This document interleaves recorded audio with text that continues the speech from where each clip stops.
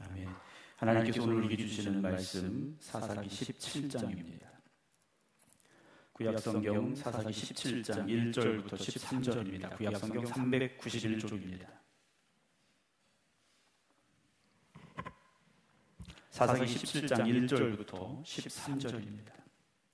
구약성경 391쪽입니다.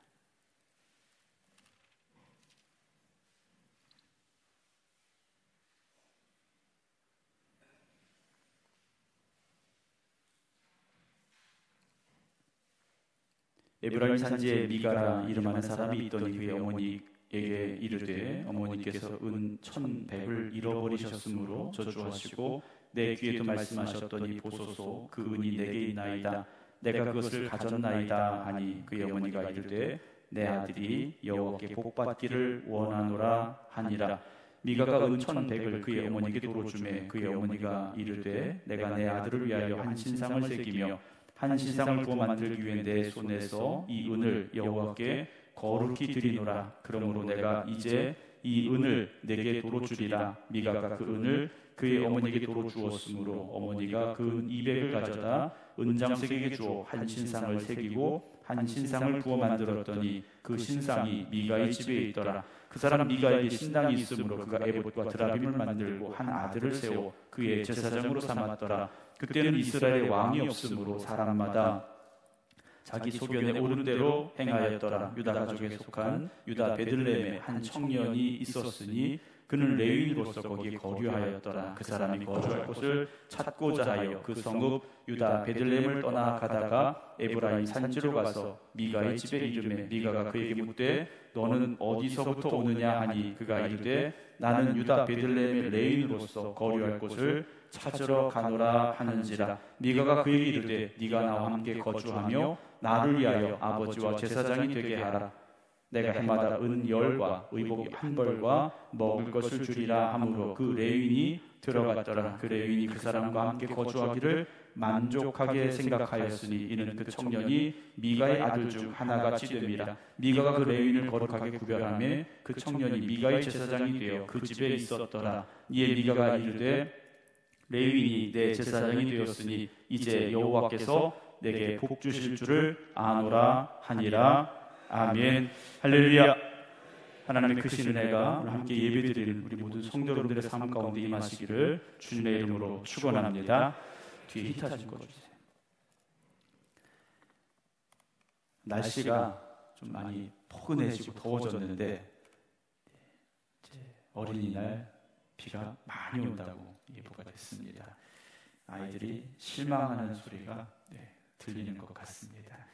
애들이 기다리는 날이죠. 어린이날하고 성탄절 이 두 날, 그리고 거기다가 자기 생일날, 아이들이 기다리는 날인데 하필이면 어린이날 비가 온다고 하니까 아이들도 실망이고 또 어린이날 또 장사를 좀 잘 해볼 수 있겠다 생각했던 분들도 실망이더라라는 그런 이야기가 뉴스에 나왔습니다. 인생이 모두 다 내가 원하는 대로 될 수는 없죠. 내가 원하는 대로만 된다면 얼마나 좋겠습니까만 우리는 화창한 날을 원하지만 폭풍우가 몰아칠 때가 있고요. 때로는 선선한 바람이 좀 불었으면 하지만 뜨거운 태양빛이 끊임없이 내리쬐을 때도 있는 것 같습니다. 우리가 삶을 살아가면서 그런 내가 원하는 대로 되어지지 않는 것 때문에 원망하고 속상해하고 불평하기보다는 범사에 감사하시고 합력하여 선을 이루어가시는 하나님을 바라보며 살아갈 수 있는 우리 모두가 되기를 주님의 이름으로 축원합니다. 오늘도 온라인으로 함께 우리 예배드리고 계신 분들 계신데요. 정정희 집사님, 강영순 권사님, 김성자 권사님, 김주문 장로님, 박정순 권사님, 임승자 집사님, 김석철 장로님, 이영숙 권사님, 최석희 권사님은 오신 것 같은데, 그리고 예리도 들어와 있네요. 주님의 이름으로 축복합니다. 오늘 사사기 17장의 말씀인데요. 사사기가 이제 끝부분을 향해서 가고 있습니다. 사사기의 역사는 사실 여호수아서 이후에 하나님이 주신 땅에서 잘 살았더라 이렇게 돼야 맞는 내용입니다. 그런데 하나님께서 여호수아를 통해 이스라엘 땅을 정복하게 하셨음에도 불구하고 이스라엘 백성들이 그 땅을 온전히 완전히 정복하지 못하죠. 그 땅에 살던 이방인들이 거기 그대로 있게 됩니다. 사람들만 남은 것이 아니라 그들이 섬기던 우상들도 그 자리에 그대로 남았더라는 거죠. 하나님께서 왜 그들을 멸하라 하셨느냐? 그들이 가지고 있던 잘못된 우상 때문에 하나님께서 그들을 멸하시고 그 땅이 온전히 하나님이 통치하시는 나라가 되길 원하셨는데 이스라엘 백성들이 그러지를 못했습니다. 그래서 남겨진 이방인들로 인하여서 이스라엘 백성들이 어려움을 겪게 되죠. 어려움을 겪은 이유는 남겨진 이방인들 때문이다라는 것보다는 이스라엘 백성들이 남겨진 이 이방인들이 섬기는 우상에게로 고개를 돌렸기 때문이죠. 하나님을 왕으로 인정하지 못하고 하나님의 말씀에 끝까지 순종하지 못하고 무엇인가 조금 좋은 것, 잘 되는 것 여기에 현혹이 되어서 우상을 숭배하는 자리로 갔을 때 하나님께서 이스라엘 백성들을 그 이방 족속들로 인하여서 어려움 가운데 처하게 하셨죠. 그럼에도 불구하고 하나님께서 어떻게 하십니까? 그들이 다시 하나님 살려주세요 부르짖을 때 하나님께서 사사들을 들어 세우셔서 그 사사들을 통하여서 이스라엘 백성들을 다시 구원해 내시는 역사. 그런데 또다시 이스라엘 백성들이 우상에게 가고 범죄해서 하나님이 또다시 어려움을 주셔서 또다시 회개하고 또다시 살려주세요. 하나님이 또 사사를 세워주시는 이 반복의 역사가 계속 되어지고 있습니다. 그런데 그렇게 하면서 조금 더 나아지면 다행이죠. 그런 환난을 겪으면서 그런 문제를 겪으면서 이스라엘 백성들의 신앙이 조금씩 더 성장해지면 다행인데 오히려 그렇지 않다라는 것을 오늘 17장에서부터 또 우리는 만나게 됩니다. 여러분, 우리의 신앙은요, 예수 믿음으로 인해서 구원받고 한 번에 완전해지진 않습니다. 우리의 신앙은 조금씩 성장해 나아가는 과정이라는 거죠. 우리가 아이를 낳는데 아이가 태어나면 보통 3kg 내외가 되지 않습니까? 요즘 많이 이제 커서 나오는 아이는 4kg까지도 되긴 합니다만 그런 아이들이 태어나는 거예요. 그 아이들이요 1년, 2년, 3년 몇 년을 큽니까? 20년 넘게 커요. 20년 넘게 커가지 않습니까? 여러분, 우리의 신앙이요 교회 첫 발을 내딛었다고 완전해지고 성숙해지지 않습니다. 하루하루 우리가 세상을 살아가면서 부딪히고 또 넘어지고 그래서 하나님 찾고 하나님 의지하고 하나님이 도우시고 이 과정을 통해서 우리가 성장해 나아가게 된다는 거죠. 여러분, 몇 년째 성장하고 계십니까? 이제 좀 다 성장했으면 좋겠는데 아직도 우리는 성장하는 것 같다라는 생각이 듭니다. 저나 여러분 우리 모두가 다 어찌 보면 하나님 앞에 가는 그날까지 성장해 나아가고 있는 것 같습니다. 왜냐? 우리 안에 아직도 옛사람이 있기 때문에. 우리가 십자가에 달려 예수님처럼 죽어서 끝나야 되는데 우리가 십자가에 달렸음에도 불구하고 예수님 매달리신 그 십자가에 우리도 죽습니다 말은 했는데 여전히 우리가 세상 속에 발을 딛고 살고 있기 때문에 우리가 아직도 부족한 게 있고 또다시 세상을 향해 나아갈 때도 있는 것 같습니다. 오늘 이 밤 저와 여러분이 모두가 다 하나님께서 우리를 구속하여 주신 예수 그리스도 십자가를 바라보면서 우리가 십자가에 매달린 우리도 십자가에서 죽었습니다 고백할 수 있는 그 신앙의 삶으로 살아갈 수 있길 주님의 이름으로 축원합니다. 우리가 예수 믿는 사람이라면 세상의 어떤 미신이나 어떤 이야기들에 사실 귀를 기울이지 말아야 됩니다. 그런데 우리의 귀가 너무 세상 소리에 잘 넘어가더라라는 거죠. 얼마 전에 그 뉴스가 하나 나왔습니다. 이탈리아 로마 근처에 피눈물을 흘리는 성모 마리아상이 있었다라고 몇 년째 뉴스에 계속 나왔어요. 그런데 그 이분이요, 그 여자분인데 순례자들이 막 오니까 이런저런 명목으로 기부금을 많이 받았대요. 어떤 사람은 우리 돈으로 1억 얼마를 기부하고 막 이랬었는데 얼마 전에 조사가 들어갔는데 성모 마리아상 눈에서 흘린 눈물이 피눈물이 돼지피였다라는 그런 기사가 나왔어요. 실제인지 아닌지 아직 거기까지는 나오지 않았는데 당사자는 숨어버렸고 그런 상황이다라고 되어 있습니다. 우리는요 사실 눈에 보이는 거에 참 약합니다. 눈에 보이는 거에 참 약해요.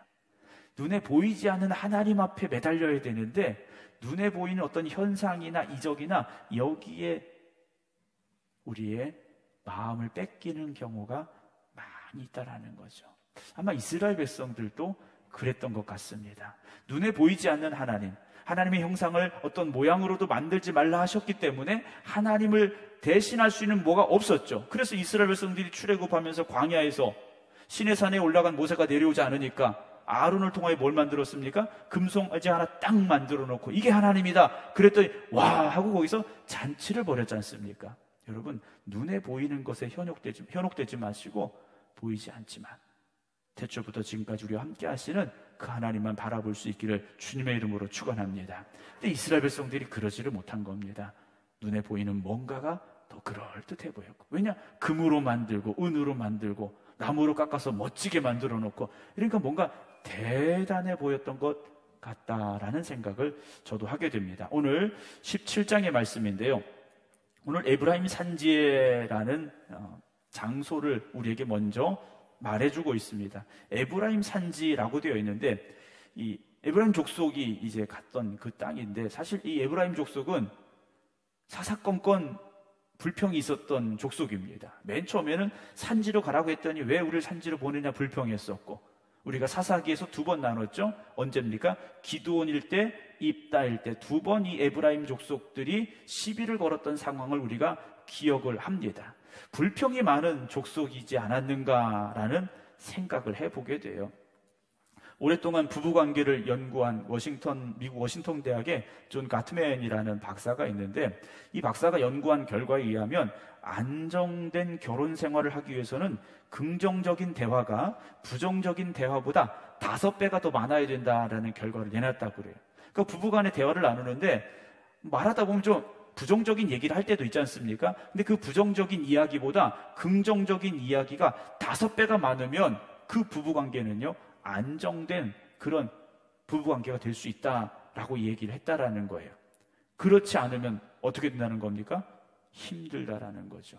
부부관계가 어려워진다라는 겁니다. 노스캐롤라이나 대학의 바버라 프레드슨이라는 교수도 이런 연구를 해놨어요. 번창하고 있는, 그러니까 잘 되고 있는 이 회사 20개와 그리고 겨우 현상 유지를 하는 기업 20개, 그리고 경제적으로 어려움을 겪고 있는 기업 20개를 대상으로 조사를 했습니다. 뭘 조사했느냐면, 그 회사를 다니고 있는, 즉 회사가 잘 성장하고 있는 회사, 그럭저럭 유지하고 있는 회사, 아니면 어려운 회사, 이 60개의 회사에서 직원들이 하는 말을 조사를 했어요. 어떻게 조사했느냐? 긍정적인 말과 부정적인 말을 조사를 한 겁니다.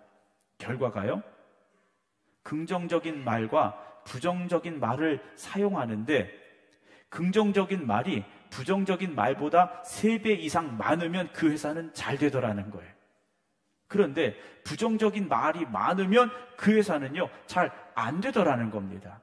여러분, 우리의 입에서 긍정적인 말들만 나오기를 주님의 이름으로 축원합니다. 됩니다, 됩니다, 할 수 있습니다. 여러분, 우리가 그런 말을 계속해서 해야 된다는 거죠.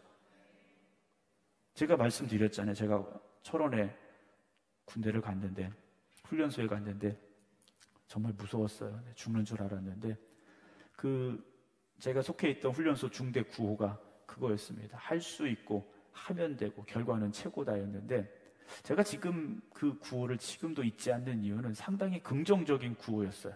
정말 죽을 것 같은 그런 상황이었는데, 할 수 있고 하면 되고 결과는 최고라는 이 구호가 정말 제 마음속에요, 지금까지도 기억이 되고 있습니다. 아마 그런 긍정적인 말을 하루에 수십 번씩 외치다 보니까 이기고 여기까지 살아서 여러분들 만나고 있지 않은가 생각을 해봐요. 말이라는 게 정말 중요하다는 걸 우리가 잘 알고 있지 않습니까? 근데 에브라임 지파를 보면요, 그렇지 않았던 것 같아요. 물론 오늘 본 말씀과 조금 상황이 다르긴 합니다만, 그곳에 미가라 이름하는 사람이 있었다라고 되어 있습니다. 미가라고 이름하는 사람이 있었는데, 미가라는 이름의 뜻은요, 미카 예후라는 원어를 가지고 있는데, 누가 여호와와 같은가 그래요. 그러니까 누가 하나님하고 같은가라는 질문이에요. 그런데 사사기의 오늘 17장의 상황을 보면 누가 하나님 같은가라는 이 질문에 아무도 없습니다. 하나님이 안 계신 게 아니고 하나님이 돌아가신 게 아닌데, 이스라엘 백성들에게는 하나님과 같은 존재가 없었다라는 거예요. 얼마나 심각한 상황인가? 오늘 6절을 먼저 봅니다. 그때에는 이스라엘에 누가 없습니까? 왕이 없으므로.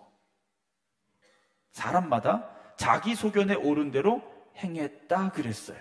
왕이 없어서 자기 좋은 대로 했다라는 거예요. 그런데 이들에게 눈에 보이는 왕은 없지만 하나님이 그들의 왕이시고 하나님이 그들에게 광야의 삶을 통해서 모세를 통해 주신 율법이 있었다라는 거죠. 그러니까 율법을 가지고 그들이 그 말씀대로 살아야 되는데 이들이 어떻게 살았다라는 겁니까?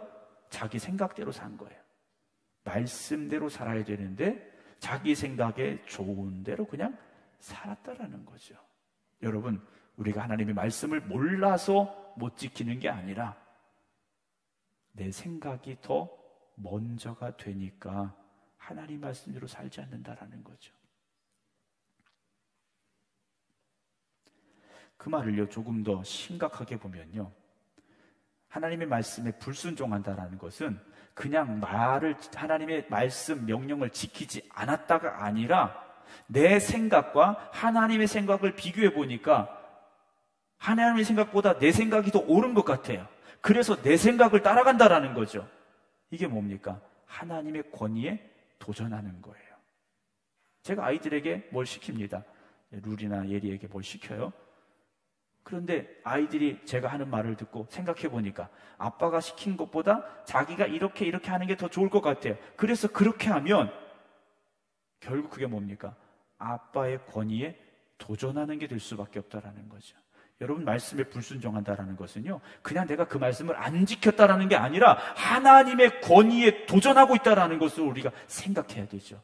그러면 불순종이라는 것이 얼마나 심각한 것인가를 우리가 다시금 깨달을 수 있다라는 거죠.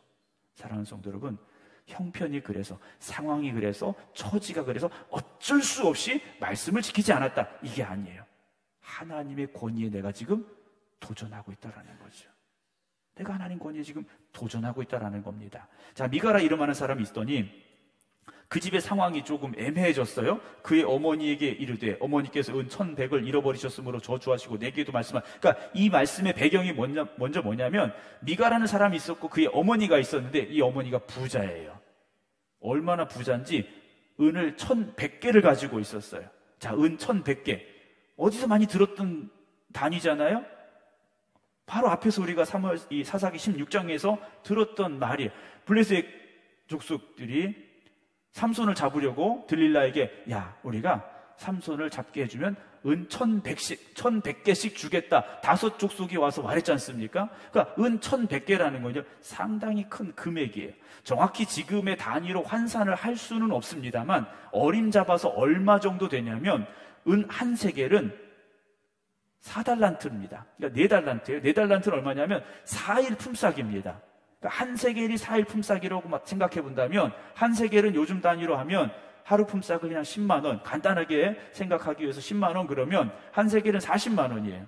그럼 은 1,100세겔이면 얼마입니까? 4억 4천만 원이죠. 그러니까 정확한 건 아닙니다. 왜냐하면 시대마다 이 화폐의 단위가 다르기 때문에 그냥 단순하게 계산해서 한 4억 4천 정도 된다 이렇게 보시면 돼요. 엄마가 부자잖아요. 근데 그걸 그 당시 은행에 있는 것도 아니고 어딘가 잘 숨겨놨겠죠. 근데 어느 날 가서 그걸 봤더니 없는 거예요. 엄마가 얼마나 화가 납니까? 그래서 저주를 한 거예요. 이 내 돈을 훔쳐간 아무개는 내가 누군지 모르지만 막 저주를 한 거예요. 그거 먹고 잘 살아라 뭐해라 하면서 욕을 했겠죠. 근데 그걸 누가 가져갔느냐? 자기 아들 미가가 가지고 간 거예요. 어머니하고 미가가 한 집에 살고 있는데 어머니가 도둑을 향해서 저주한 소리를 미가가 옆에서 다 들은 거예요. 잠이 안 오는 거죠. 어떻게 합니까? 돈 가지고 간 거예요, 엄마한테. 가서 말하는 겁니다. 은 1,100을 잃어버리셨으므로 저주하시고 그 저주가 내 귀에도 말씀하셨으니 보소서. 그래. 내가 돈에 욕심이 나서 엄마 돈 훔쳐갔는데 엄마가 그렇게 훔쳐간 도둑을 저주하는 소리를 들으니까 내가 살 수가 없어서 돈 다시 가져왔어요. 이 말을 한 거예요.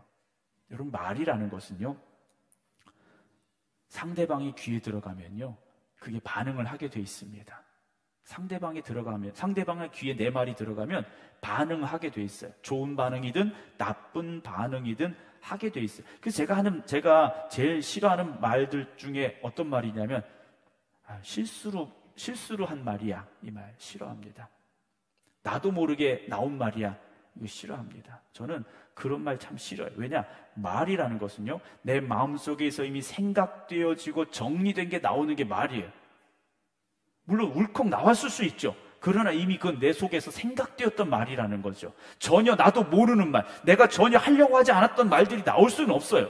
내가 어느 때인가 어느 순간인가 아니면 그 직전에라도 머릿속에 마음속에 생각하고 담아두었던 말들이 나온 거예요. 그래서 말은 그 사람의 인격이라고 말하지 않습니까? 말은요, 그 사람의 인격이에요. 성도는요, 말로써 우리의 신앙을 증명할 수 있어야 됩니다.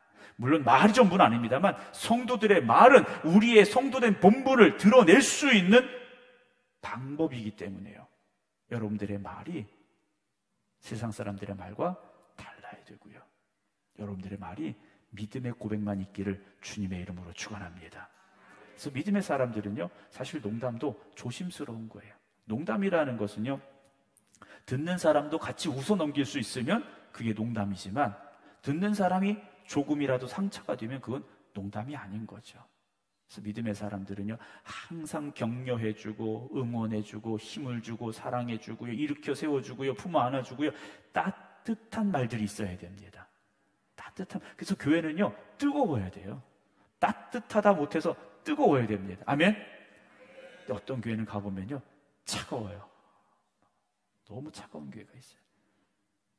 아까 우리 권사님 찬양인도 하시면서 뜨겁다고 하셨는데 얼마나 감사한지 모르겠어요. 히타를 틀어서 더 뜨거웠었는데 얼마나 감사한지 모르겠어요.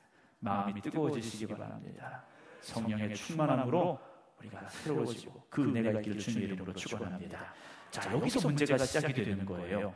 아들이 훔쳐갔다 그걸 저주를 듣고 견딜 수 없어서 가져왔는데 그 어머니가 이렇게 말합니다. 내 아들이 여호와께 복받기를 원하노라 그래요. 엄마가 자기 아들이 훔쳐간 줄도 모르고 저주란 저주를 다 쏟아부었는데 자기 아들이 가져갔다고 하니까 큰일 난 거예요. 하나님께 복받기를 원합니다. 여기까지는 잘했어요. 3절 네가 그 은천백을 그의 어머니에게 도로 주매 그의 어머니가 이르되 내가 내 아들을 위하여. 여기서 문제가 생깁니다. 한 신상을 새기며 한 신상을 부어 만들기 위해 우상을 하나 만들겠다는 거예요. 우상을 하나 만들겠다라는 거. 누구를 위해서요? 아들을 위해서. 내 손에서 이 은을 여호와께 거룩히 드리노라 그래요. 뭔가 말이 하나도 맞지 않아요. 그런데 이들은 나름대로 합리적인 거예요. 하나님 앞에 복받기 위해서. 왜냐? 지금까지 그 도둑을 향한 저주를 쏟아부었는데 저주를 거두어 담으려니까 이게 안 되는 거예요. 그래서 하나님이 복 주시는 걸로 그걸 덮으려고 했는데 그 복 구하기를 어떻게 하겠다는 겁니까? 우상을 하나 만들어서 그 우상을 통해서 아들이 하나님이 주시는 복을 받게 하겠다라는 거예요. 말이 안 되잖아요. 그런데 우리가 보기엔 말이 안 되는데 그 당시에는요, 이게 말이 됐더라는 거예요. 5절 봅니다. 그 사람 미가에게 뭐가 있습니까? 신당이 있었다는 거예요. 집에요, 우상을 섬기는 신당이 하나씩 다 있었더라는 겁니다. 4절입니다. 미가가 그 은을 그의 어머니에게 도로 주었으므로 어머니가 그 은 200을 가져다가 아들이요, 어머니가 다시 은 1000백을 줬는데 이걸 갖고 있을 수가 없는 거예요. 왜냐하면 이 돈은 뭡니까? 이미 저주한 돈이에요. 엄마가 그렇게 저주한 돈인데 그 은 1000백을 내가 갖고 있다? 이건요, 말이 안 되는 거예요. 다시 엄마한테 줬더니 엄마가 은 200을 가지고 가서 은 세공업자한테 간 겁니다. 그래서 은으로 신상을 하나 만들어 달라 해서 만들어다가 자기 집에 있던 우상을 섬기던 신당에게 그걸 하나 딱 갖다 놓은 거예요.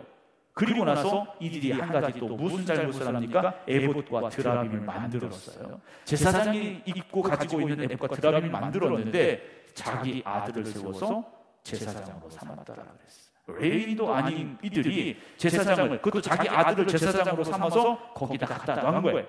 우리가 보기엔 말이 전혀 안 돼요. 그런데 아까 읽었던 6절, 그때는 이스라엘의 왕이 없으므로 사람마다 자기 소견에 오른 대로 한 거예요. 이들은 이렇게 하면서 잘한다고 생각한 거예요. 여러분, 신앙은요, 우리가 생각해서 잘한다고 하는 것으로 가서는 안 됩니다.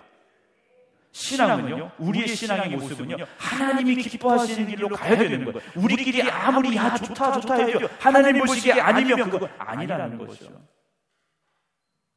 우리 생각교회가 하나님 보시기에 기뻐하시는 교회 되기를 주님의 이름으로 축원합니다. 우리끼리 여기서 아무리 뜨거워도 하나님이 기뻐하시지 않으면 안 되는 거지 않습니까? 자기 생각대로 했던 거예요. 7절입니다. 유다 가족에 속한 유다 베들레헴에 한 청년이 있었으니 그는 레위인이었다 그랬어요. 자, 레위인은 이스라엘 백성들이 가나안 땅에 들어와서 땅을 점령할 때 하나님께서 땅을 안 주셨어요. 땅을 안 주셨다라는 건 먹고 살 길이 없게 만드신 거예요. 땅이 있어야 농사를 짓든 어떤 양을 기르든 할 텐데 레위인에게는요 땅 한 평도 안 주신 거예요. 그럼 이들은 뭘 먹고 삽니까? 각 지파들에게 보내셨어요. 그래서 그들이 드리는 11조를 통하여 예물을 통하여 이 레위 지파들이 살게 하셨고 그 레위 지파들이 나중에 이제 성전이 세워지게 되고 또 그 이전에 실로의 성막에서 그들이 순번대로 돌아오면서 하나님을 섬기는 일을 감당하게 하셨더라는 거죠. 그러니까 하나님을 섬기는 사람들이 세상의 것에 구애받지 않도록 세상의 것에 매달려 살지 않도록 하나님께서 그렇게 하게 하셨어요. 그런데 그 레위 지파 중에 한 청년이 있었는데 베들레헴에 살고 있었는데 이 사람이 어떻게 하느냐? 거류했다 그랬어요. 거류했다라는 것은 한 곳에 딱 정착을 한 게 아니라 여기저기 지금 떠돌아다니고 있다는 겁니다. 8절 그 사람이 거주할 곳을 찾고자 하여 그 성 유다 베들레헴을 떠나 가다가 에브라임 산지로 가서 미가의 집에 이르매 왜 이런 일이 벌어졌느냐? 아까 이스라엘 백성들이 하나님을 왕으로 섬기지 못하고 하나님 말씀대로 살지 않고 자기 생각에 좋은 대로 살다 보니까 하나님 말씀이 지켜지는 게 없는 거예요. 말씀이 지켜지지 않는 가운데 제일 먼저 어찌 보면 어려움에 처한 사람들이 누굽니까? 레위 지파들인 거예요. 이스라엘 백성들이 온전한 11조를 드리지 않고 하나님 앞에 경배하지 않으니까 레위 지파들이 살 길이 없는 거예요. 그래서 나름대로 살 길을 찾아서 여기저기 지금 떠돌아다니는 상황이 됐더라는 거죠. 그러다가 어디로 왔느냐? 오늘 17장의 배경이 되는 미가의 집까지 오게 된 거예요.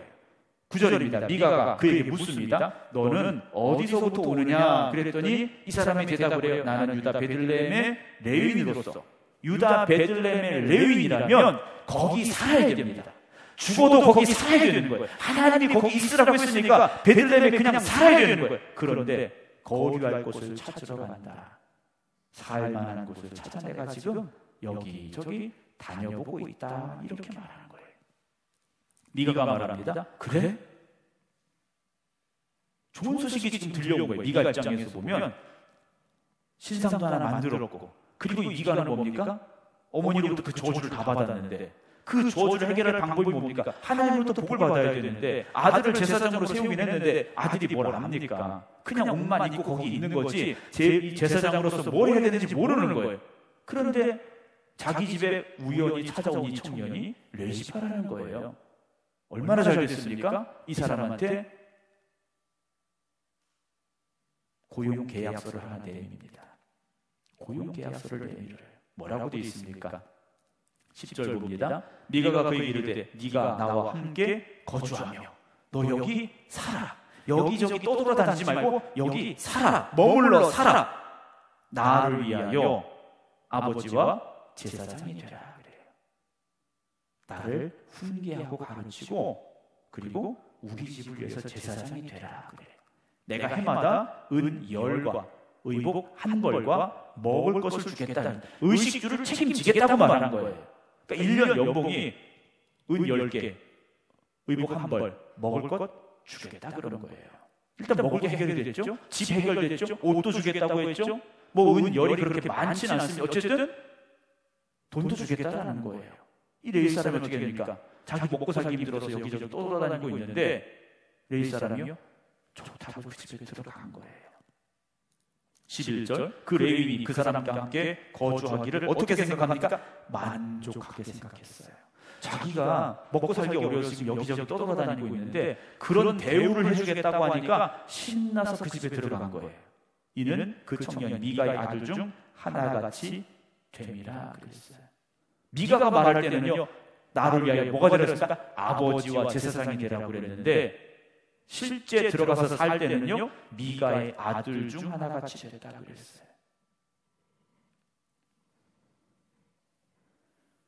뭔가 달라졌지 않습니까? 미가가 처음 계약서를 내밀 때는 나의 아버지와 제사장이 되라 그랬는데 막상 돈 받고 옷 받고 먹을 것 얻어먹고 살 집을 얻고 나니까 미가의 아들 중 하나같이 되었다 그랬어요.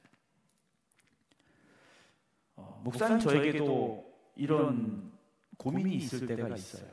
그렇지 않습니까? 사실 목사는 성도들이 드려진 헌금을 통해서 하나님이 주신 사례비를 받고 살아가는 사람이에요. 물론 저희도 처음에 목회 나가서 어렵고 할 때는 제 아내도 일을 하고 이랬었던 적이 있긴 합니다. 근데 목사가 교회에 고용이 된 사람이냐? 그렇게 생각하면 안 된다는 거죠. 그러니까 여러분들이 저를 고용했다 이렇게 생각하시면 이게 큰일 난다는 거예요. 어떤 분들이 그래요. 목사가 성도들, 우리가 헌금한 돈으로 먹고 살면서, 제가 심지어 그런 소리도 누군가로부터 들은, 저한테 한 소리는 아니고, 잘 들으세요. 저한테 한 소리가 아니라 어떤 목사님 그런 소리 하시더라고요. 하나님 앞에 우리는 온전한 예물을 드릴 뿐이고, 하나님은 목사를 먹이신 것이고, 목사는 성도들에게 말씀을 먹이며 하나님의 말씀을 가르치는 사명을 감당하는 사람이라는 것을요, 우리가 분명히 고백할 수 있기를 원합니다. 물론 저도 그렇죠. 사람이 많이 주시면 좋겠죠. 네. 사람이 많이 주시면 얼마나 좋겠어요. 그런데 그것이 좋아지기 시작하면 성도들에게 듣기 좋은 소리만 하게 될 수밖에 없습니다.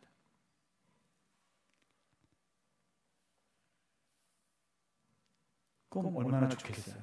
여러분들에게 매일 좋은 소리하고 막 이러면 여러분 저한테 막 돈 주실 거 아니에요? 제가 돈이 많아지겠죠? 그건 안 된다는 거죠. 뭐 주시지 말라는 얘기는 아닌데 그러면 안 된다는 거예요. 목사와 성도 간의 관계는 돈의 관계가 아니라는 거죠. 목사와 성도의 관계는요, 말씀의 은혜가 있는 관계가 되어져야 되고 가르침의 훈계가 있는 관계가 되어져야 됩니다. 그래서 때로는 죄송하지만 이 새파랗게 젊은 목사가 80, 90이 되신 성도님들을 훈계할 때도 있다는 거예요. 그때는 새파란 목사가 하는 게 아니라 하나님의 말씀으로, 하나님의 마음으로 훈계하는 줄로 받아들이시기 바랍니다.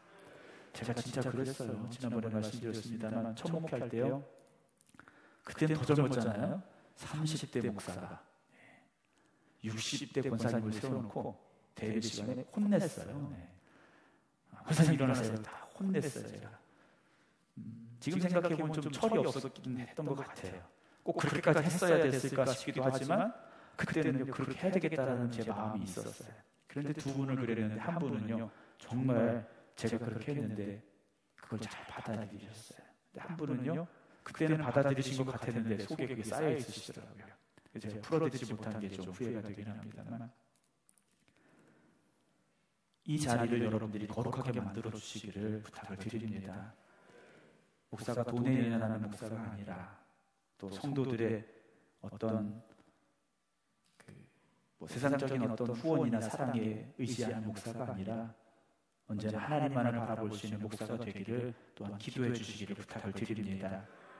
12절입니다. 미가가 그 레위를 거룩하게 구별하며. 말도 안 되잖아요. 어떻게 미가가 레위를 거룩하게 구별합니까? 근데 이게요, 그 당시 통했다라는 거예요. 자기들 생각에 내가 너를 거룩하게 구별하면 그게 거룩해진다고 생각을 한 거예요. 그 청년이 미가의 제사장이 돼요. 제사장은 누구의 제사장이 되어져야 됩니까? 하나님의 제사장이 되어져야 되는데 미가의 제사장이 됐어요. 그 집에 있었더라. 13절입니다. 이에 미가가 이르되 레위인이 내 제사장이 되었으니 이제 여호와께서 내게 복 주실 줄을 아노라. 이 얼마나 환호성을 쳤겠습니까? 사랑하는 성도 여러분, 우리가 하나님께서 내게 복 주시기를 구하지 마시고, 아멘 안 하시네요. 뭘 먹을까, 뭘 마실까, 뭘 입을까, 여러분 그거 생각하지 마시고 먼저 하나님의 나라, 하나님의 뜻을 구하시기 바랍니다. 그러면 복은요, 하나님이 주십니다. 하나님 복 주세요, 복 주세요 해서 복이 오는 게 아니더라고요. 하나님 말씀에 살아가면, 그 말씀에 순종하면 복은요, 하나님이 주실 수밖에 없어요. 왜냐, 하나님이 천지 만물을 창조하시고 사람을 만드실 때 가장 복 있는 존재로 하나님께서 그렇게 계획하시고 창조하셨기 때문에 하나님은 하나님의 자녀들을 복 주실 수밖에 없습니다. 여러분, 자식도 얼마나 소중하고 사랑스럽습니까? 근데 손주 손녀들을 보시는 할머니 할아버지 눈을 보면요, 꿀이 뚝뚝 떨어져요. 네. 저희 아버지 어머니도요, 손녀딸들이잖아요. 되게 예뻐하셔요. 저는 자라면서 그렇게 예뻐해 주진 않았던 것 같은데, 다르더라고요. 느낌이 다르더라고요. 여러분, 하나님은 우리를요 천하보다 귀하게 여기신다 라고 말씀하셨지 않습니까? 하나님의 사랑을 의심하지 마시고 하나님이 날 뭘 주실까? 여러분, 그거 고민하지 마시고요, 하나님은 말씀대로 살아가시고 하나님 뜻대로 살아가시기 바랍니다. 그러면 그 다음은 하나님께서 하십니다. 그 다음은 하나님께서 하시는 거예요. 여러분, 오늘도 우리가 살아가는 삶 가운데 오직 하나님을 바라보고 하나님만 의지하는 그런 믿음만 더하여지기를 주님의 이름으로 축원합니다. 기도하겠습니다. 저희들이 무엇이기에 천하보다 귀하게 여기신다 인정해 주시고 말씀하여 주시었는지요. 오늘도 우리가 사사기 17장의 말씀을 통하여 하나님께서 우리에게 주시는 말씀을 들었습니다. 오늘도 우리에게 주신 말씀이 우리의 마음속에 깨달음이 되게 하시고 우리의 신앙의 변환점이 되게 하여 주시옵소서. 그래서 하나님을 바라보고 하나님만 의지하고 하나님의 말씀에 순종함으로 살아가는 저희들 되게 하여 주시옵소서. 하나님이 기뻐하시는 교회, 하나님이 기뻐하시는 성도들 되게 하여 주시옵소서. 이제 저희들이 나가는 걸음마다 내 생각에 좋은 길이 아니라 하나님 보시기에 기뻐하시는 길만 되게 하여 주시옵소서. 우리 생극교회가 하나님이 기뻐하시는 교회 되게 하여 주시어서 하늘의 문이 열려지는 교회 되게 하시고 하나님이 축복하시는 교회 되게 하시고 하나님이 영광 받으시는 교회 되게 하여 주시옵소서. 이제는 우리 주 예수 그리스도의 은혜와 아버지 하나님의 무한하신 사랑하심과 성령님의 감동 감화 역사하심이 오늘 이 밤도 하나님 앞에 나와 또 각 가정에서 저들이 있는 곳에서 믿음의 제단을 쌓아 예배드린 성도들 위해 이제부터 영원토록 함께 하시기를 간절히 축원하옵나이다. 아멘.